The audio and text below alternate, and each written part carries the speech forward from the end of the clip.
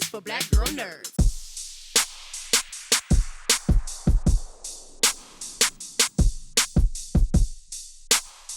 So jumping into Cutthroat City, really, really intriguing movie, really interesting. I enjoyed it.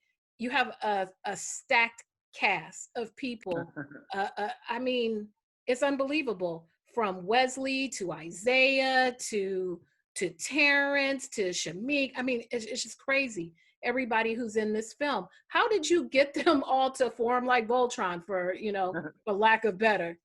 Well, of course, as a director, you cast a film and you have a wish list and you reach out for characters, and of course the producers also got to make it make sense, right? And a lot of the talent, they wanted to support the story. They wanted to support that story. They, even though Katrina happened when it happened, the situation for our community doesn't change, and it hasn't changed in a lot of cases. Mm-hmm. And I think the script, the respect as an artist, Terrence said to me, he was like, as an artist, Riz, you have like he said, like, as an artist, you have a natural magnetism because you understand what an artist is. Mm-hmm. So sometimes you may have directors who may be too technical or too whatever thing different. I'm an artist first. Mm-hmm. You know what I mean? So I itch the same place they itch at. You know what I mean? And I know where to scratch at. And I think that helps such a wide variety of cast and great people to come and work with me, is because they know that as an artist, I'm going to put the art first. Mm-hmm. With the art and the technical aspects of the film, one of the things I really appreciated was, since it's such it's a story of, on the surface, people say, oh, it's just a gangster story, kids, holding up stuff, but there's just so much more to it. You delve into dirty cops, media misreporting, absentee role models, corrupt business owners. There's so many layers. And as the characters move throughout their various arcs, there's like a shadowy quality to the film. Was that by design, to kind of cast that almost semi-darkness upon everyone? What led to that? Yes, thanks for noticing that. That's the cutthroat city of it all. Mm-hmm. It's a cutthroat world sometimes, and as a director, you wanna capture life. You know what I mean? Even though this is art and this is a movie, you want life to be injected into your story. And so I wasn't shy to do that. I wasn't shy to have my character pray. Mm-hmm.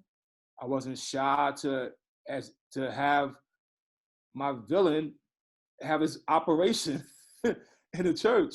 Mm-hmm. You know what I mean? I wasn't shy to because to me there's another word, there's an underline to that. You know what I mean? In some cases, so I wasn't shy to use a lot of metaphors. I guess as a lyricist and a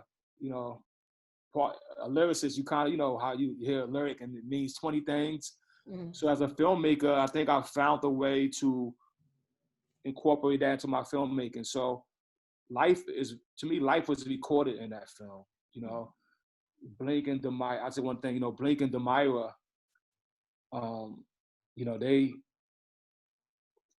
their relationship was important to me, right?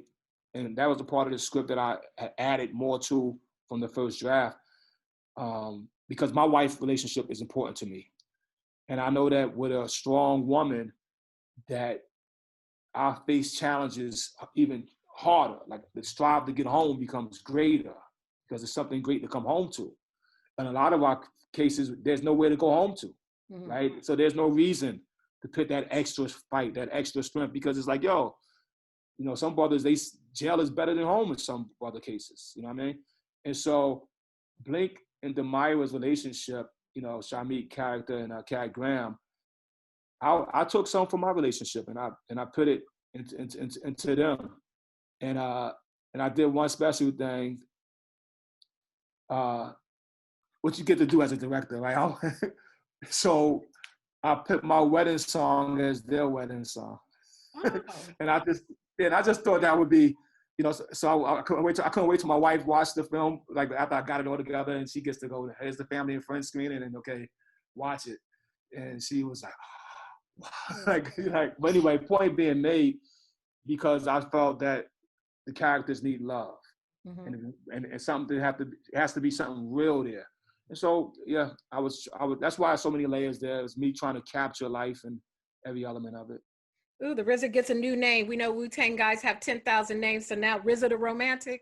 I don't know, but anyway. There was some beautiful touches, and from the mind of RZA, the director, there was a scene that I really loved when the three brothers there sitting together and they're having a meal, and it pulls in on them having a discussion. I don't want to say what they're about to do, and it pulls out, and we fast forward them to going to do something else that they're going to do in the scene. Will that be a cinematic touch for you in future films? It reminded me how Spike Lee does the kind of circular view, and that's his touch in his 40 Acres films. Is that going to be a signature RZA thing for you? I don't know, but like as a film student, I had a chance to study under Mr. Tarantino, Quentin, and I learned a lot from him. And you may see a few gags of his pop into my movie. I actually did a Spike Lee gag. If you recall the wedding ring, Spike Lee always had this floating dolly shot, which I love. I'm a big Spike Lee fan. He's the godfather of movies for us, right? Mm-hmm. And I was like, what can I do? I'm gonna do my Spike Lee gag right here. And I did the dolly shot of the wedding ring.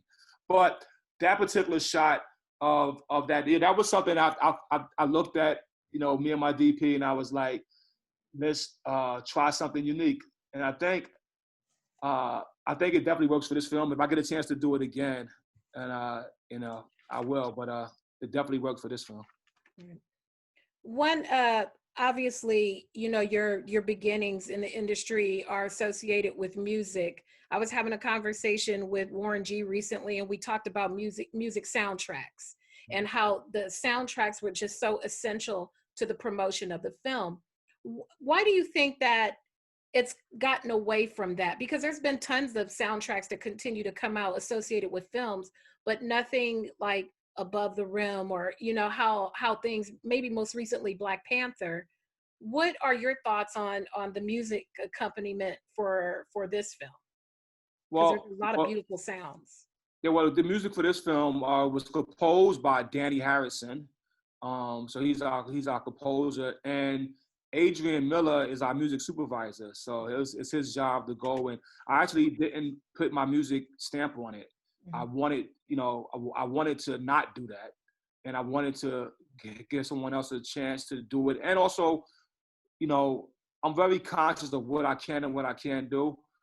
One thing I did do on this film is when I was shooting it, I made sure that from 2000 to 2005, on set, we was listening to Cash Money, No Limit, you know what I mean? Because we're in New Orleans, right. You know what I mean? But Demetrius Shipp, he was listening to 50 Cent, you know what I mean? And that's the same era, Mm-hmm. And it was just like everybody, this energy of getting the characters was all building up. And then Adrian Miller, he's also a manager of Anderson .Paak. And I think him having his ear, he has a great ear, and I trusted him to go do the job for us, and he over-delivered, Mm-hmm. But I do think that that a lot of movies don't get the energy that you got from, like I said, Above the Rim, Belly. These movies that were songs was able to help guide the marketing of the movie and guide the vibe. We have gotten a long way away from that, and I'm hoping that Hollywood find its way back to it. I know there's a reason why. There's some technical reasons why. There's some economical reasons. Before there was a better synergy. Depends on I'm going to say one business thing for you. I want to over-stress this answer, but it depends on the executives, right? During the Steve Rifkin, Leo Cohen, Jimmy Iovine executive phase, you had people who loved the music, loved the culture, loved the way to market their talent. They loved the cross-pollination. And I think the industry, Sylvia Rome also, who's probably one of the last dinosaurs, Sylvia and maybe Wendy Goldstein are like the last ones that's striving to do that. You see Superfly, she did it, right? And you see Wendy has done it with more bigger movies like, you know, like Hunger Games or like the big blockbusters. But point being made, there's not a lot of executives sitting in those seats anymore that understands that synergy. And that's on both sides of the table. Mm-hmm. How does a gentleman from Brownsville and Shaolin get connected to a New Orleans-based film? I mean, every city has their struggle. New Orleans, for sure. My family's from Louisiana, has its issues, probably more so than a lot of other cities. What was the particular attachment for you, or the attraction of this project for you as a director? It's really the common denominator, because we all have our struggle, but then when you look on the sub level, it's the same struggle, yo. Mm-hmm. But those same 4 guys could have been right in my projects. They were in my projects. When I got the script and I read it, at first when I heard about the script, I was like, Hurricane Katrina. So we got the Hurricane Katrina thing. I was like, why they send it? You know, they send it to like maybe, 20 directors. They send it out to them. And when I read it, I was like, well, I didn't experience Hurricane Katrina, but I experienced what Blink is going through. I know what Dre is going through. Those guys, I could just look right at my own crew and see the same thing. Mm-hmm. I could look at the guys that didn't make it out my neighborhood, that who made it out. We just a couple who made it out. There's hundreds that we left behind. You know what I mean? And they could have been talented or smarter or whatever. So it was more about me. The human story of it is what resonated with me. And then when I went back and I pitched my way of telling the story to the writer and to the producers, they was like, yo, that sounds like captivating. So they felt like, and hopefully I did succeed at that, they felt like it's a New Orleans story, but it does open this conversation to a broader scope. And that's what I was striving to do. Mm-hmm. With the intro, I love the comics, because obviously Shamik's character is an artist and he's trying to get on with his comic thing, and it gave me that authentic kind of woo feel. Is there a secret cutthroat city comic out there that I can have? I don't know about everybody else, but is there one out there with some of the images from the film that we can have as consumers? Unfortunately, no. But I would like to thank Hebrew for Chicago, great artist. He did all the sketches for us. And then there's another artist, B Mike, who's New Orleans based, who did all of the paintings. And those guys are so talented. And those 2 guys always wanted to work together. You know what I mean? You see Hebrew stuff up in, you go to Jay-Z's office and you see all those beautiful paintings there. And then you go to New Orleans and you see B Mike's, and he has this whole installation that's, incredible. Like after Hurricane Katrina, this guy went to a lot of the abandoned houses and made beautiful designs on some, like, it's kind of like how Van Gogh had went to that town and had to paint the 75 pictures or whatever, right? This guy goes and he's just painting walls in abandoned houses. And then somebody finds it later. Mm. And they take them and they put them in this installation. And I had a chance to go there and I saw that. I was like, well, you're going to be the artist of my character. Like, you're going to be the artist who's going to do the paintings for our character. So anyway, there's no comic available, but I thought that was a great way to get us into the film. I wanted my opening title sequence to be fun and thought-provoking, as well as I think I threw a few jabs in it as well. Mm-hmm. And that was my goal. What is the state of the Lower Ninth Ward right now? When you have a movie that focuses so intimately on an affected area, especially the way New Orleans was affected is like none other, with the devastation, the now gentrification, and people being forced out because they're not part of the reconstruction plans of that area. Are there any concerns with a film like this of how the residents will receive it? Do you think about that? Yeah, I do think about it. I thought about that before I even started the film. That's why I shot the entire film in the Lower Ninth.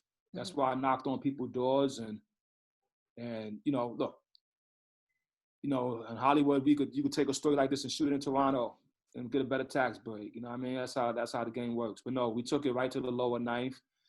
I feel confident and proud that, not egotistically, but I feel confident and proud that, you know, during the making of this film, a lot of families got, you know, some economics and food. I rented houses and you know, it's like I gave to the community that, you know, and I chose to. It was like, somebody was like, how about us? Nah, man, I want her house. You know what I mean? Brother came out, he had a CTC tattoo on. He was already like an old gangbanger. Wow. You know what I mean? I was like, yo, I want to use your house, man. You know, I want the real. He was like, Rez, man, yeah, I don't listen to Wu-Tang, but you know, you cool with me though. You know what I mean? And I was cool with that. And also just, you know, not to look, it was a total injustice to them. And some people never recovered from it. Right. You know what I mean?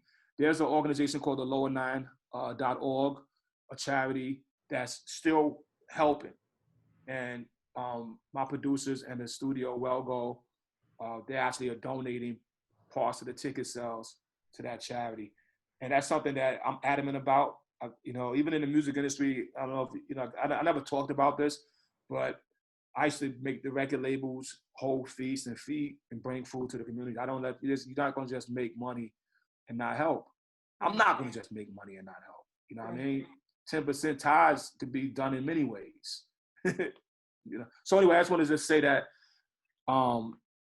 after years later, some people still didn't recover from that. You know, when the script was written, when the screenplay was written, it was still people that didn't have running water.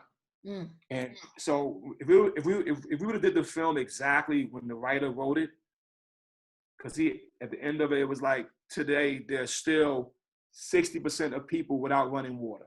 Because he wrote it not far after, maybe 3 years after, but it was still, the suffering was still going on. Now, of course, we're 15 years away from Hurricane Katrina. The 15th anniversary is this August. And I don't think people could ever fully rebound from that type of disaster. Right. You know what I mean? It's like, you know, like many of us in our communities, you know what I mean? We just keep our eyes on the prize and keep marching on, but there's nothing we could do from the devastation to repair. There's no reparation for the devastation.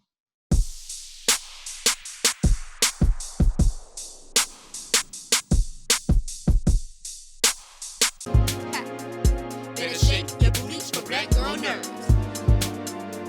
Better shake your booties for black girl nerves.